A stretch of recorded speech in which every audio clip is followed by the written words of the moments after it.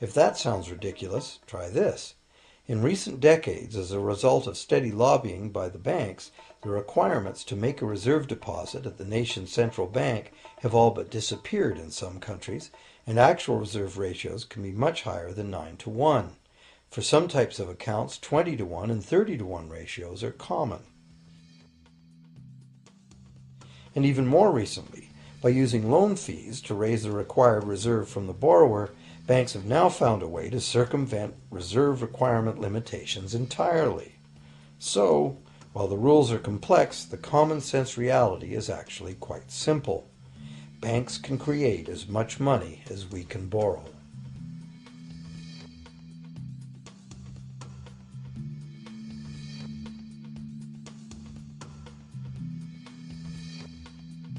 Despite the endlessly presented mint footage, government-created money typically accounts for less than 5% of the money in circulation. More than 95% of all money in existence today was created by someone signing a pledge of indebtedness to a bank.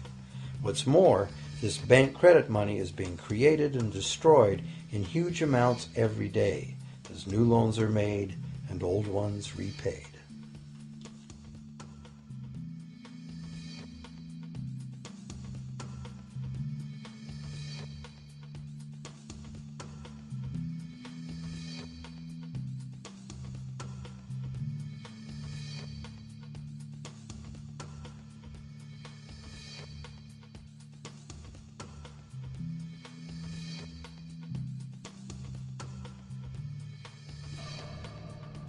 Banks can only practice this money system with the active cooperation of government. First, governments pass legal tender laws to make us use the national fiat currency. Secondly, governments allow private bank credit to be paid out in this government currency. Thirdly, government courts enforce debts. And lastly, governments pass regulations to protect the money system's functionality and credibility with the public, while doing nothing to inform the public about where money really comes from. The simple truth is that when we sign on the dotted line for a so-called loan or mortgage, our signed pledge of payment, backed by the assets we pledge to forfeit should we fail to pay, is the only thing of real value involved in the transaction. To anyone who believes we will honor our pledge, that loan agreement or mortgage is now a portable, exchangeable, and saleable piece of paper. It's an IOU. It represents value and is therefore a form of money. This money the borrower exchanges for the bank's so-called loan. Now, a loan in the real world means that the lender must have something to lend. If you need a hammer, my loaning you a promise to provide a hammer I don't have won't be of much help. But in the artificial world of money, a bank's promise to pay money it doesn't have is allowed to be passed off as money, and we accept it as such.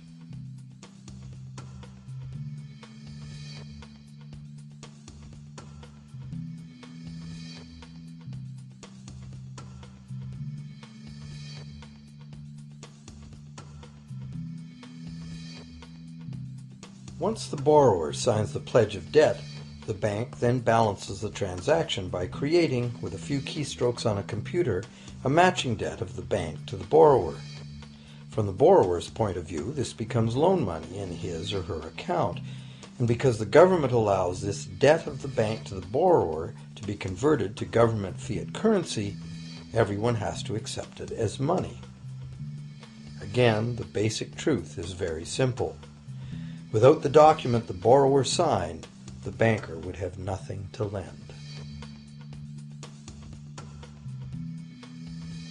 Have you ever wondered how everyone, governments, corporations, small businesses, families, can all be in debt at the same time and for such astronomical amounts? Have you ever questioned how there can be that much money out there to lend? Now you know. There isn't. Banks do not lend money. They simply create it from debt. And as debt is potentially unlimited, so is the supply of money. And as it turns out, the opposite situation is also true. Isn't it astounding that despite the incredible wealth of resources, innovation, and productivity that surrounds us, almost all of us, from governments to companies to individuals, are heavily in debt to bankers? If only people would stop and think, how can that be? How can it be that the people who actually produce all the real wealth in the world are in debt to those who merely lend out the money that represents the wealth? Even more amazing is that once we realize that money really is debt, we realize that if there was no debt, there'd be no money.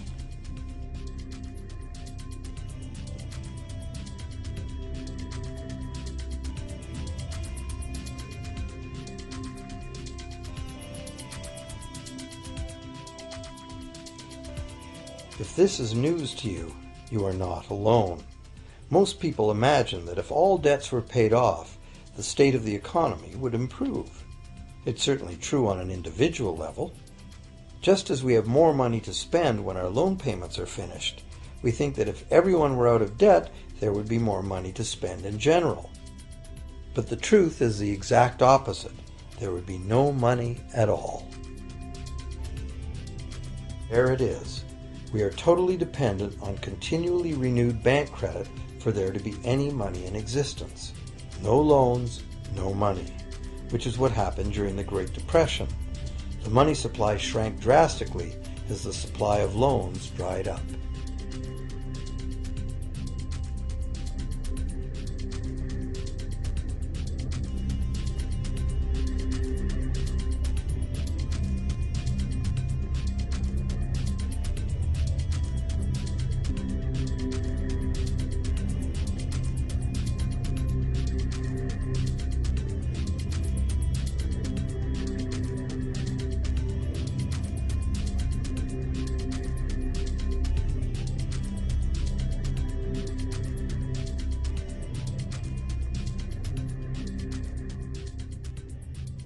And that's not all.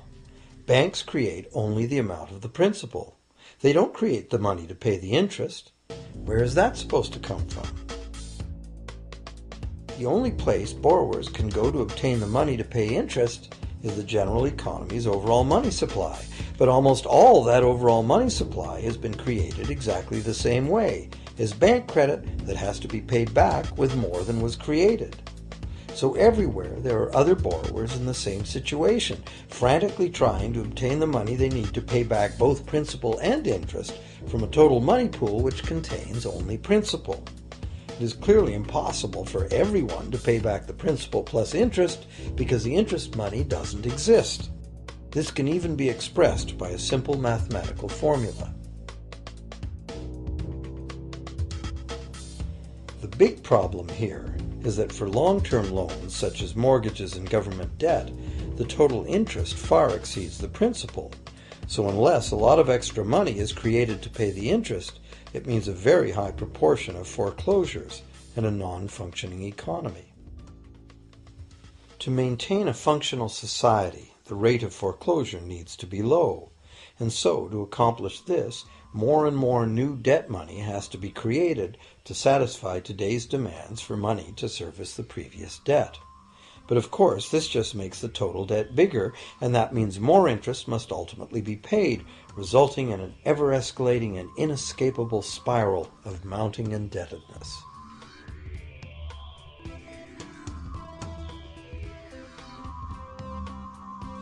It is only the time lag between money's creation as new loans and its repayment that keeps the overall shortage of money from catching up and bankrupting the entire system. However, as the bank's insatiable credit monster gets bigger and bigger, the need to create more and more debt money to feed it becomes increasingly urgent. Why are interest rates so low? Why do we get unsolicited credit cards in the mail? Why is the U.S. government spending faster than ever? Could it be to stave off collapse of the entire monetary system? A rational person has to ask, can this really go on forever? Isn't a collapse inevitable?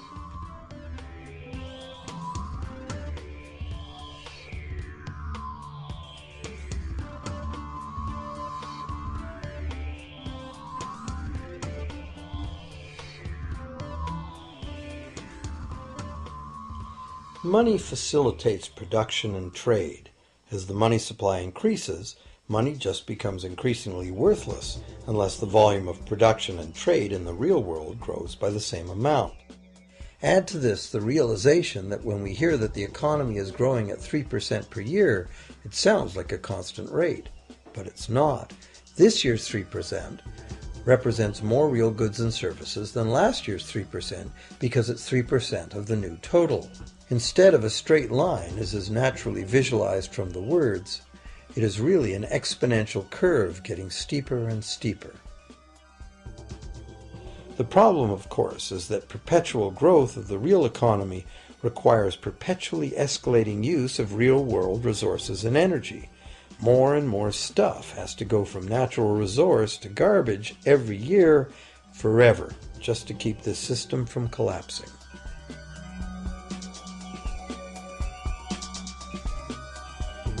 What can we do about this downright scary situation? For one thing, we need a very different concept of money. It's time more people asked themselves and their governments 4 simple questions. Around the world, governments borrow money at interest from private banks. Government debt is a major component of total debt, and servicing that debt takes a big chunk of our taxes. Now we know that banks simply create the money they lend, and that governments have given them permission to do this. So the first question is, why do governments choose to borrow money from private banks at interest when government could create all the interest-free money it needs itself? And the second big question is, why create money as debt at all? Why not create money that circulates permanently and doesn't have to be perpetually reborrowed at interest in order to exist? The third question, how can a money system that can only function with perpetually accelerating growth be used to build a sustainable economy? Isn't it logical that perpetually accelerating growth and sustainability are incompatible? And finally, what is it about our current system that makes it totally dependent on perpetual growth? What needs to be changed to allow the creation of a sustainable economy?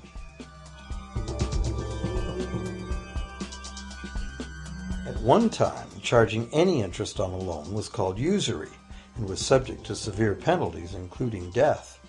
Every major religion forbade usury. Most of the arguments made against the practice were moral. It was held that money's only legitimate purpose was to facilitate the exchange of real goods and services. Any form of making money from simply having money was regarded as the act of a parasite or of a thief. However, as the credit needs of commerce increased, the moral arguments eventually gave way to the argument that lending involves risk and loss of opportunity to the lender, and therefore attempting to make a profit from lending is justified. Today, these notions seem quaint.